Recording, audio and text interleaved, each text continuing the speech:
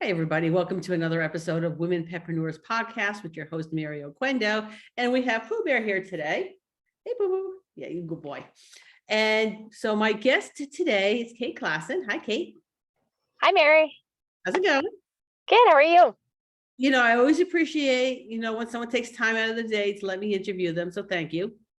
Well, thank you. I appreciate you having me on the show. And so I've known Kate for a little while, and we got to actually hang out at Teton and Super Zoo. I think we had more fun at Super Zoo. Yeah, Super Zoo is actually a lot of fun. So let's talk about what it is. Okay, let's backtrack. Yeah. To get involved in the pet industry to start off with. Let's start there. How did I get involved? Well, I was ready to retire from my former career. And I thought, what do I like to do? And animals have always been part of my life, a very big part of my life. And so I thought, I want to work with animals. And that's when I contacted my mobile groomer at the time and said, do you mind if I do a ride along with you? I'm kind of interested in maybe, learning how to groom. And so she had me tag along, and I thought, I think I could do this. And at that moment, I realized, okay, this is the route I'm going to go. I moved out to Arizona and hooked up with my mom's mobile groomer at that point. And I was very, very, very gracious because she took me under her wing and taught me how to groom while I was working part-time in a vet office as a vet assistant. Okay. And what was your former career, the one that you're retiring from? Law enforcement. Yay. Just so everybody knows, we had so much fun at Super Zoo. I have an incriminating video of her. Oh my gosh, you still have that? I still have that. Uh-oh. Every once in a while I go, hey, Kate, I need you to do something for me. Remember that one time? At Super Zoo Camp. Yes. So anyway, just to let you know, I still have that. Okay. Oh, great. Good to know. Self note. Yeah. No, I will be keeping an eye on my phone whenever I'm around you. Let me tell you. But anyway, okay. So you got into mobile grooming, okay. And so where did that take you from there? So I worked with the mobile groomer for a little bit, and I thought I was going to get hired on with her, and she decided to go a different route. And I was working in the vet office at the time, and they had a back room back there. And I had asked the manager, I said, hey, can I maybe just start grooming out of that room? And it was so funny because nobody got back to me right away. So I just started doing it. I started booking on the days that I wasn't working as the assistant and started booking clients, and nobody said no. And then finally the owner came to me and he was like, well, I really want this to work out for both of us, and ended up allowing me to rent the space there. So it was great because it gave me the advantage of having a clientele base. I got to work alongside the vet staff. So I did get to learn, about grooming dogs that are sedated and that type of thing. And then when I went to go open my own shop, I had a clientele base that followed me because I stayed within the same town. So I've always been very, very thankful for that opportunity, because if it wasn't for that opportunity and for me to just kind of go, you know what, and nobody's really answering me, I'm just going to do it anyway, and they actually went with it, I don't know where I'd be today. Okay, that's interesting. I love to hear stories of just, you know what, I'm going to do this. I don't care what they say. I'm just an employee. Someone else owns the business, but you never know unless you take that chance. Exactly. I mean, what was the worst that they were going to say to me? No, I can't do it, right? Yeah. But they didn't say that. And it ended up starting my grooming career. Okay. So good for them. Good for me. But you know what, that brings up a point of, you know what, sometimes stepping out of your comfort zone and seeing an opportunity for the opportunity it is. I cannot tell you in the last 8 years how many times I had to step out of that comfort zone and how uncomfortable it has been. Yeah. And I'm still putting myself in more and more uncomfortable situations. But what I've come to realize after all this time, if you're uncomfortable, you're on the right track. Yes. Okay. And when things start getting a little bit too easy, you need to stop and reassess. Now, sometimes things are too easy, and that's exactly where you want to be. You don't want to be any place other than what you want to do, and that's great. Okay. Right. But if you're looking to see what's coming down the pike, what can you do that can make a difference? All right. That requires you to be uncomfortable. All right. And that also requires sometimes people telling you, you know, you can't do this. All right. Yeah, I know. Oh, that's another show. Yeah, no, seriously. I know in every instance that someone told me I could not make a living teaching in the pet industry, they were telling me because they hadn't figured out a way to do it. Yeah. Okay. Well, and it's, I mean, really, ultimately, it's about coming out of that comfort zone. And part of that is networking. And, unfortunately, a lot of what I see in this industry is a lot of competition. And if we didn't compete with each other, you'd realize how much we can actually help each other build and grow. Exactly. And there are so many good people in this industry. All right. Yeah. Even those people who told me I couldn't make it as a full-time instructor in this industry still helped me to do it. Yeah, I feel like it's one of those where everything is a learning lesson. And you know what? Being an entrepreneur, it is not easy. It really isn't. And you hear a lot of the negative, and you have a lot of people that may or may not intentionally want to hold you back. And so you pick up different things, you have different experiences, and even the negative experiences are actually something positive. You just don't realize it at that point in time, but it helps you grow, and it helps you learn, and it helps you not make that mistake. And I think sometimes we have to remember that, because it's really easy to get discouraged. It is. And I have one of the programs that I teach, and it's a coaching program. It's called Create That Program. And the entire program is based on all my mistakes. Yeah, but that's why it's worth every penny, because you learn from the mistakes. Yeah. So you're not somebody that's saying, hey, this could happen. You're like, hey, this happened to me and this is what I learned from it. And I think that has more value in it than somebody that hasn't gone through that. So yeah, so look at the things that didn't work for you and see how it can be reframed into a learning experience. Because I've been in many classes, and I will tell you, whether I'm teaching a class or I'm attending a class, I learned something. Mm-hmm. Never been an incident in which that scenario did not happen. And that's because I have that ability to reframe things, right? So I've gone in classes where, you know what, I learned what not to do. Okay. And Oh yeah.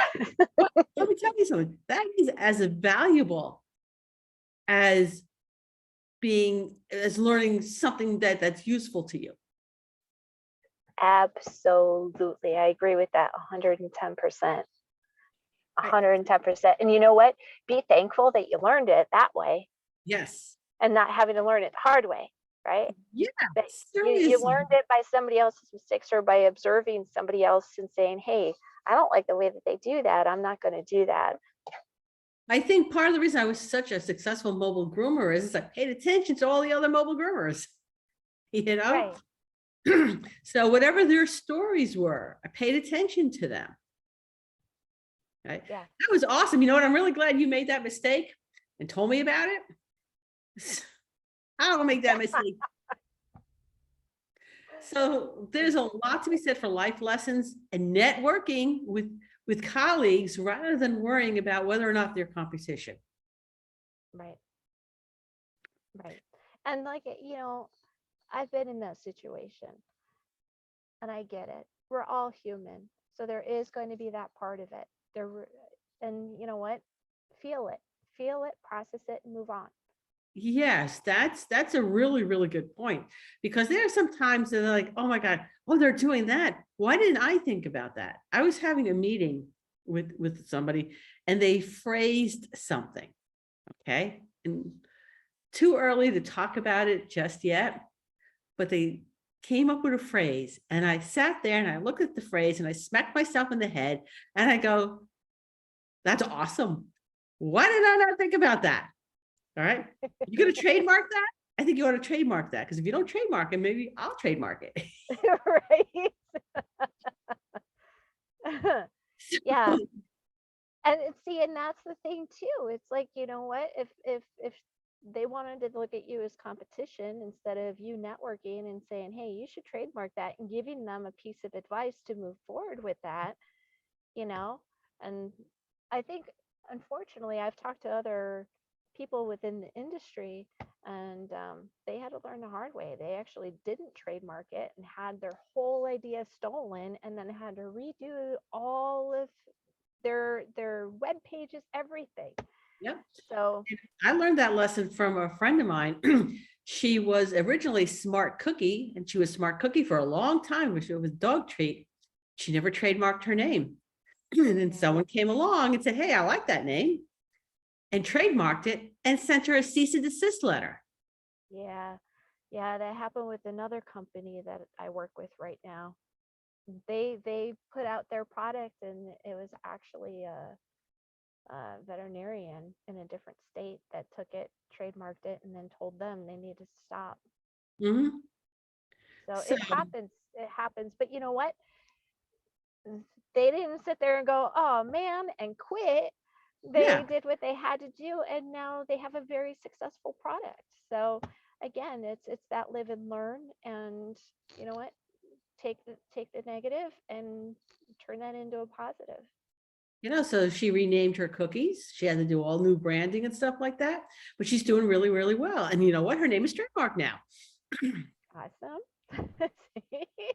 And she was the first person to yell at me, well, because once she did the trademarking process and realized how easy it is, okay, she yelled at me, says, why have you not trademarked your business names? I don't know. Okay. So Positive Educational Training is trademarked. Spirited Dog Productions is trademarked. I have 2 other trademarks pending, so I'm waiting on that. The only thing I did not trademark is Positively Pretty.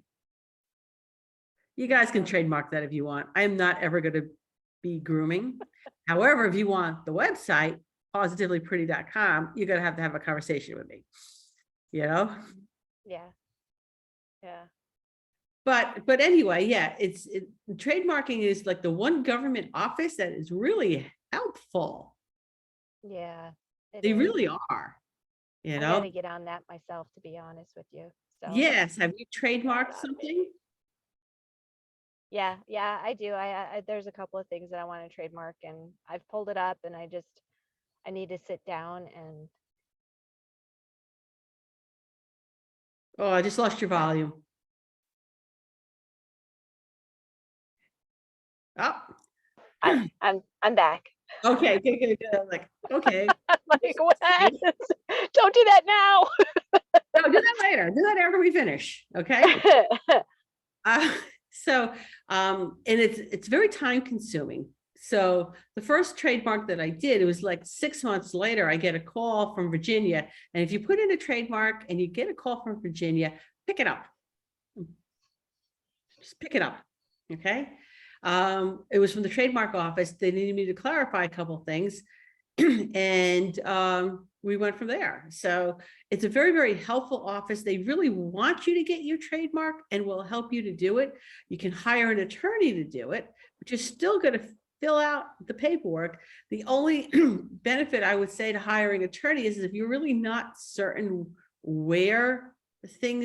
what categories you should be in, or if you have what might be called the common words and how to navigate that, that might be where a lawyer comes in because they're very experienced in that.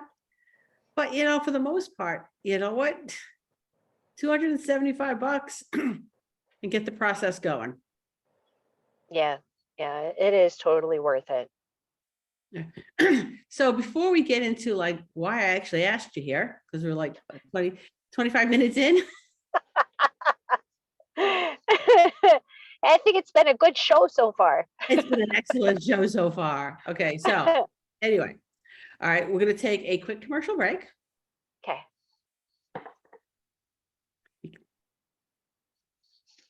And we're back. All right. So for the YouTube people, yeah, you guys don't get to see the commercial because we edited it in the audio. Okay.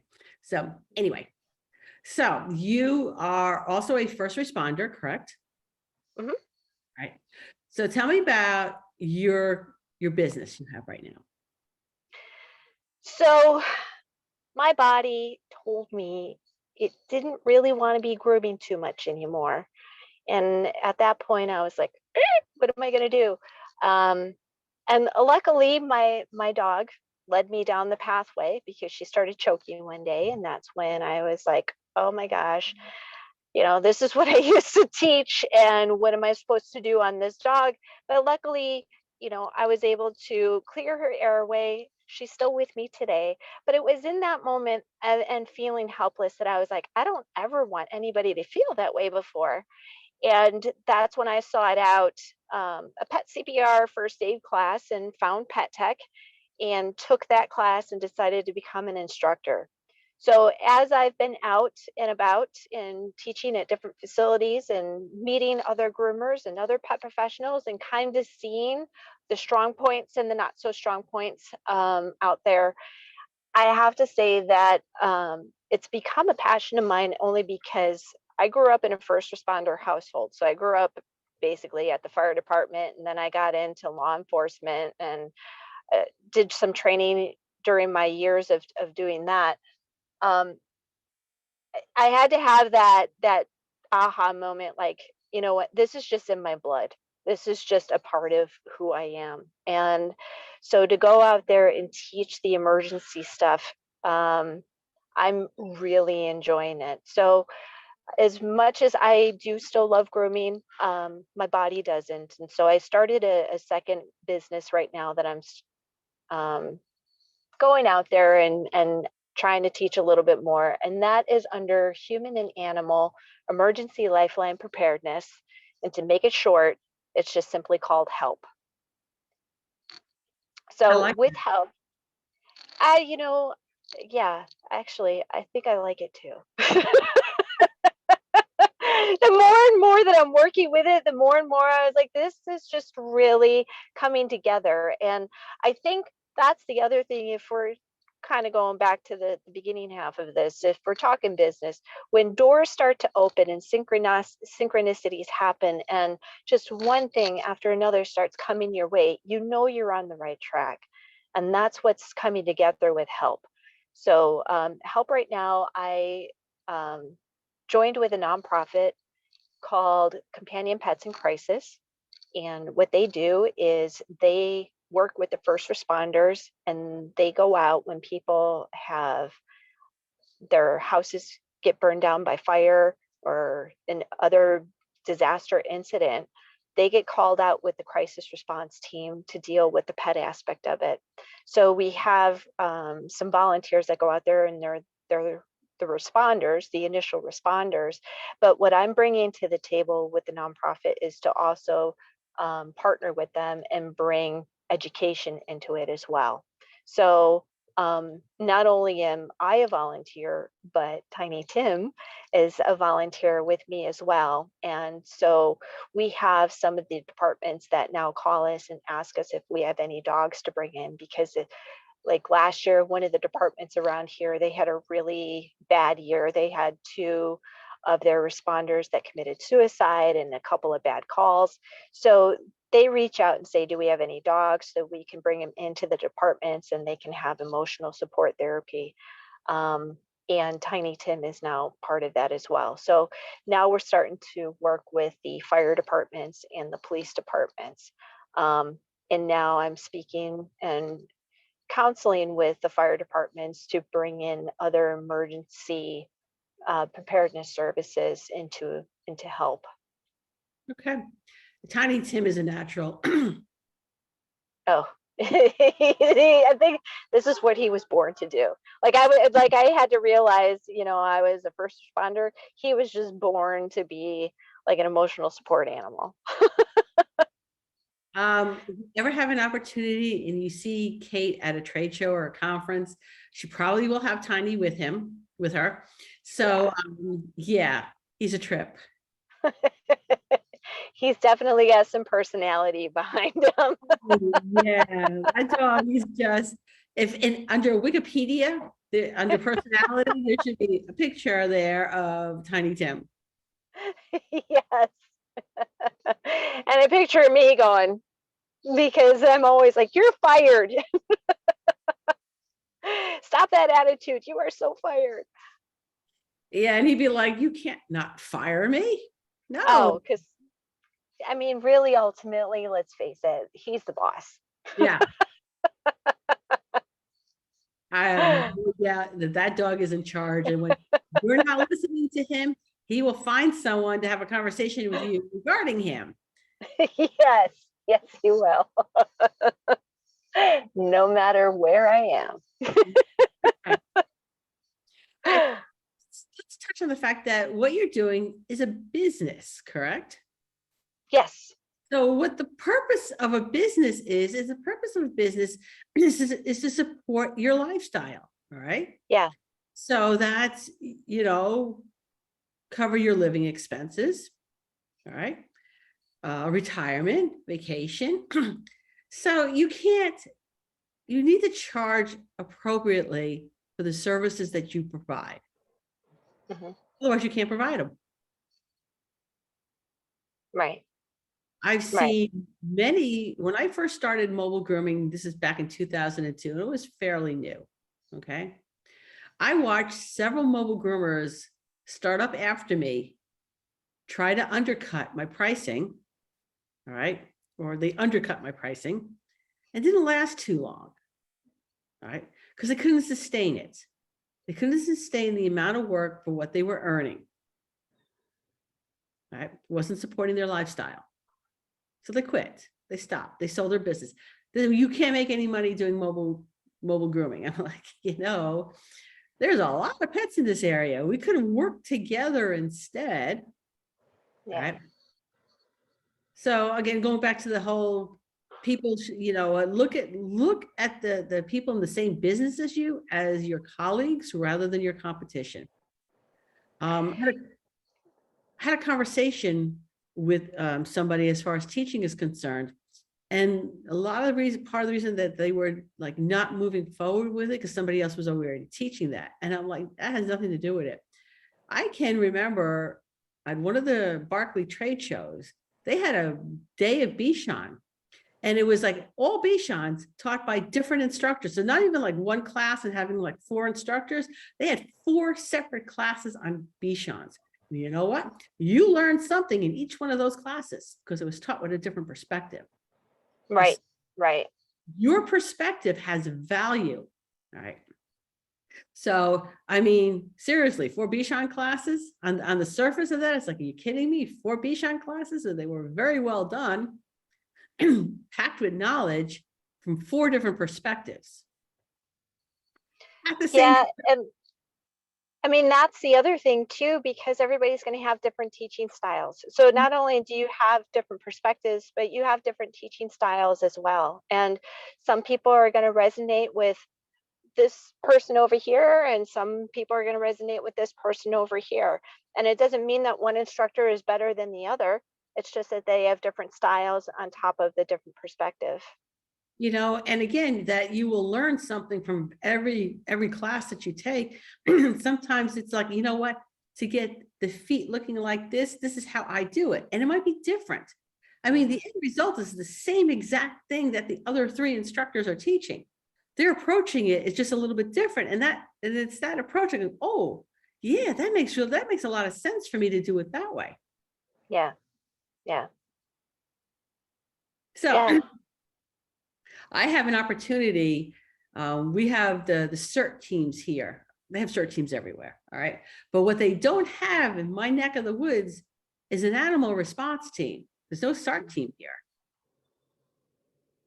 And I don't want to be responsible, Kate, for putting together a CERT team. I would like to be part of it, but Yeah. I want the one to be in charge of it. So I'm actually meeting with the regional CERT team here to maybe get a little information going on it and getting somebody, not me, to Yes. you It's a know, lot of work. it's a lot of work to do that. Yeah. You know what, if I was fully retired, then you know what, maybe I that might hold more interest for me. But I don't have that Yeah. kind of time to devote and to do it properly. That's a full-time job. Yeah. It is. It's a lot of work. And you know, that's what I'm loving right now is the fact that I've now built up a network to find out different aspects of things, like because that's the thing, like as an entrepreneur, like you get ideas coming at you all the time, right? And then you're like, oh, that's going to be an awesome idea. Yeah, I got to do it. And then you start talking to people and figuring out like how to get to that point. And sometimes it's a lot more work than you think it is. So the idea is not necessarily a bad idea. It's just a lot of time, a lot of effort. And so right now for me, it's learning, like you want to do your cert, it's learning your state's uh, statutes Yeah. and what's legal, what's not legal, where are you covered, what's the liability, how does the fire department work, how does the police department work, how does the crisis response team work, how can you guys network this together? And that's the beauty right now, is because of the fact that it's that area right now that I'm learning all of that stuff. So for you guys too, it's a lot to learn. So it's a good idea, but it's definitely a lot of time and effort. Yeah. So like I said, at some point I'd like to be more involved in it than I am, but that honestly and truly can't happen until I divest myself of everything else I'm doing. Yeah, because honestly, that'll keep you. That's a full-time job. That'll Yeah. keep you busy. I mean, and again, you have so many good ideas. I mean, and I have given away a lot of good ideas. Hey, I thought of this. I'm doing it. I'm not doing this. You want the idea? You ought to run with it. Right. Let me know how you do. Yeah. But I'm not interested in doing this. Yeah. Yeah. And it is, when it comes to this type of stuff, it is so much networking, a lot of networking. Yeah. So in the community in which I live in, there's about 4 people who live here that are on the local CERT team for this region. Okay. Okay. So they're like, at the last HOA meeting, they're like, we're taking stock of all the stuff that you have in case we need it in an emergency. It's like, can we come to your garage and check it out? We already know you have those little Jeepy things. Right. That's funny. So we're like, yeah, whatever, and it's also knowing what your area has a problem that could be an issue. Now, I'm sure where you are in Arizona, tsunami is not on your list. Tsunami is not on the list. Tornadoes aren't necessarily on the list. We have more of the wildfires. Yeah. So here I know my issues are going to be earthquake, landslide, and tsunami. And the likelihood of that happening, I mean, come on, we'll be real. The likelihood is very slim. However, if you're in yeah. It only takes one time. That's right. You know what? But it's not, your risk might be really low, but it's not zero. It's not zero. It's never zero. And it only takes one time. And unfortunately, that's one of the things as being a former first responder, that reality of life, um, you get to see firsthand. Tomorrow's not guaranteed. When that emergency is going to happen, we cannot predict that. You know, it took me owning dogs for over 40 years for one dog to start choking on me to lead me down a different pathway. You know, don't, and this is where I like to emphasize, you know, because I've heard it a lot, you know, well, I've been doing this for how many years and I've never had anything happen. I'm glad. I hope you don't. Just like when I teach CPR, I hope you never have to do CPR. I really do. But in the one time, and we don't know when that ever is going to be, the one time that you're going to need it, you're going to be happy that you're prepared for it. And I'm going to bring up Because, the football game in which the football player took a shoulder to his chest. yeah, And how many times does that happen? That happens a lot. I'm sure that happens a lot in football. Okay. yeah, But it just hit him in the right manner. And he got up and he fell over because his heart stopped. And the only reason that guy is still around is because they were prepared for that. right, right. And that's, you know, I mean, I go on some of the forums online and stuff, and I even read, you know, on the groomer forums, you know, it's the first time in, you know, 30 years that they've owned a shop and they had a dog that went down in the tub. And that's the thing about life. It's not guaranteed, and we don't know when these things are going to happen. Mhm. But it doesn't mean that we shouldn't prepare for it. It doesn't mean that we shouldn't learn the information, because what's going to happen is, if that were to happen, if this emergency happens, you have already, now you're prepared for that. Now you're going to know what to do, instead of having that moment where you completely freak out and you freeze because you've never had, "Well, what am I supposed to do? I don't know what I'm supposed to do." Instead of freezing, now we're going to start kind of going into that mode. And what ends up happening is you're going to have a higher success rate in the end.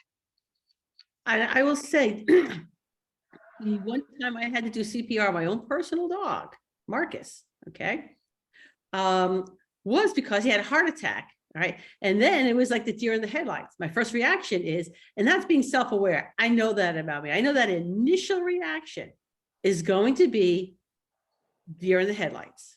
Mhm. But the second I put my hand on my dog, that's when muscle memory started to kick in. Mhm. I've been trained for this, right? And that's what being prepared is all about. Yes, you can have that, but you want to work through that initial adrenaline dump in your body as fast as you can.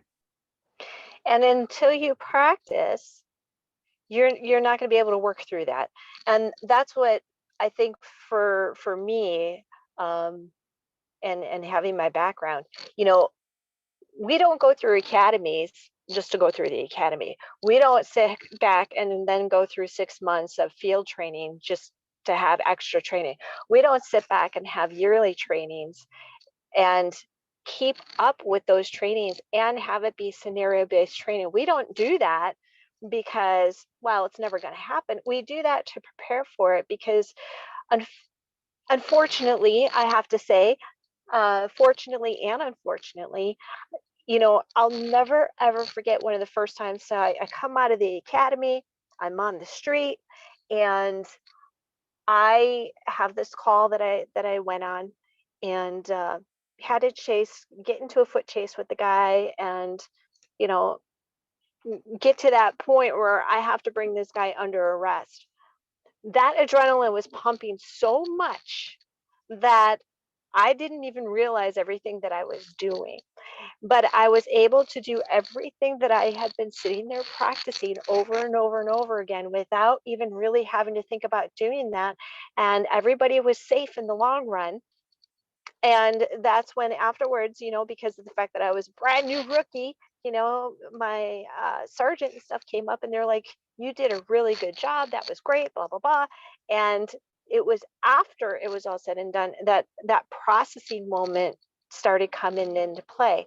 But that's what I want people to realize, is that even though you don't necessarily think that training and hands-on training and practicing and talking about scenarios and putting your staff through scenarios and really getting prepared for this, you don't even realize that when that emergency happens, your muscle memory is going to kick in before you even realize, and that your brain catches up to that. Yeah. So it really, really, really is important to keep training yourselves instead of just going, oh yeah, you go, you take one class, and then you don't do it again for another 10 years. I mean, cahoots, you took the class. Cahoots, no, because you haven't practiced it. So you know what, one of the things that I read a long time ago, even if you think about it, your mind doesn't know the difference between actually physically doing it or just mentally doing it, right? Your brain just processes that situation. So even if you're sitting here and you say, okay, we're doing our monthly meeting, and in that meeting we're going to sit here and discuss a scenario, or even if you go into work and you're just doing it to yourself and you've got a dog on the table and you're like, well, what if this were to happen, and you process through that, you're still creating that muscle memory whether you realize it or not. So don't just take a class and close the book and go off for a day. Realize, like, this is important stuff, and it doesn't have to be scary. The reason I think that emergencies seem scary for people is because of the fact it's unexpected, and usually people freeze and there's not a good outcome, but it doesn't have to be that way. So if we do practice it, if we do our training, if we think about it, we do scenario-based training within our salons on a regular basis, that when that moment happens, it doesn't have to be a scary thing. And practicing and preparing for it doesn't have to be a scary thing. It's no different than practicing your grooming skills. Yep. Hmm. I can remember, and something that really made an impact on me. There was a news article years and years and years ago, and I don't remember if it was San Francisco or San Diego, and I know it was one of the Bushes that was president. I don't know which one. Okay. But I remember something in the news about the president was going to one of those cities, and there was a huge scheduled first responder. So it was like the water rescue, the fire department. It was a big deal.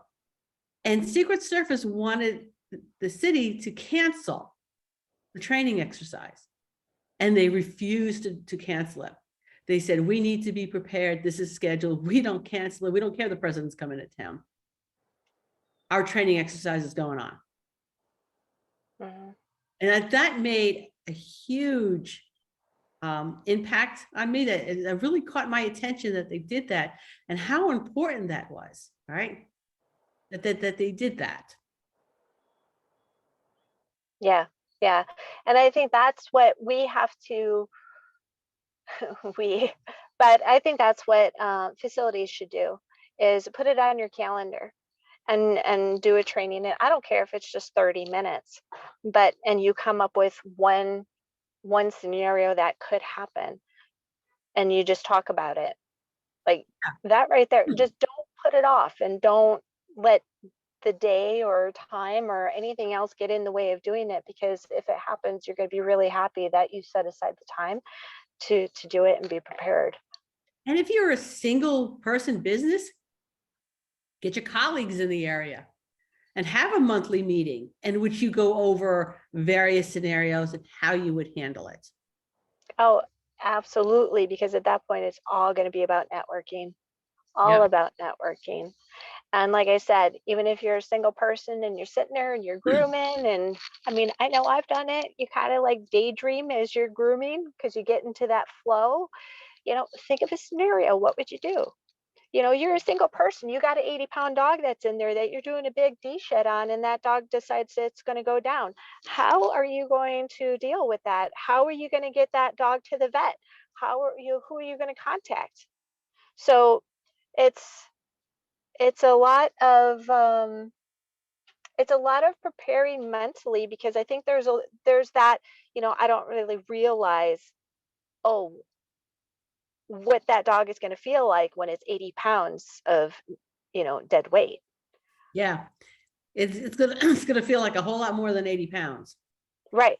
And I'm gonna Right. say, when you were a vet groomer doing sedated pets, I don't think a lot of people realize just how difficult it is to groom a sedated pet. Oh, I hate grooming sedated pets. I hate it. It is more dangerous. Um, I have found that you've got 10 minutes. You got 10 minutes to do what you got to do. If they start coming out of it, they're usually more aggressive. Mhm. Um, I've had pets where the vet has had to give multiple concoctions to try and get that dog down. Um, it's not easy. It's not because, that dog's sedated. Oh, you've got all the time in the world and you can make them look pretty. You literally have about 10 minutes, Yeah. and you better watch everything every minute, because we don't know the body temperature. We don't know, are they going to be coming out of it? Um, it's just, it's very risky. It's really risky. The first time I groomed a sedated dog, I immediately apologized to all the area vets about all the grooms I made fun of because they were groomed at the vet's office. Yeah. Yeah, no, I totally understand it. They're not coming out pretty. They're Mm, clean, they're shaved down, but they're not pretty. nope, nope. And towards the end of my career, I did have a miniature poodle that I sedated, groomed every 4 months. And it was good and matted, you know? Yeah. Shaved that dog down naked. Um, was You know what? And honestly and truly, I think if I was a younger groomer, I might have put that photo in my portfolio to sort of demonstrate this is what happens when you groom a sedated pet. Yeah. You know what? The dog was done every 4 months. And if I could have gone 6 months on that, I would have with the dog. Because you know what? That's not really healthy for the dog either to be sedated all the time to get groomed. No, it's not. It's not. And that's a whole nother topic that I could go on about. Yeah, we got 5 minutes. We got 5 minutes. But I mean, I put together a seminar about this sedation, because of the fact that we are seeing some dogs that are coming in on the trazodone and a couple other of the pills that are being given nowadays. And it's one of those things that, as I read through some of the forums and everything, it's kind of disheartening, because I see groomers that are saying, I would only do it if they're on trazodone, or I would only do it, and I'm recommending this, I'm recommending that. And the point is, do you even know what you're recommending? And I know that everybody's like, oh yeah, well, there's no side effects, but there are side effects. And I've talked to veterinarians that are trying to speak out against those side effects. And really, ultimately, it's like, well, how do you know that? How do you know there's no side effects? Because have you asked them? So are they hallucinating? Are they like, how are they feeling when they're on this stuff? And it's not necessarily safe. It's not safe for us to take on that liability, because most of those are serotonin blockers. And so there's some of those drugs too that are being given that are actually opioids.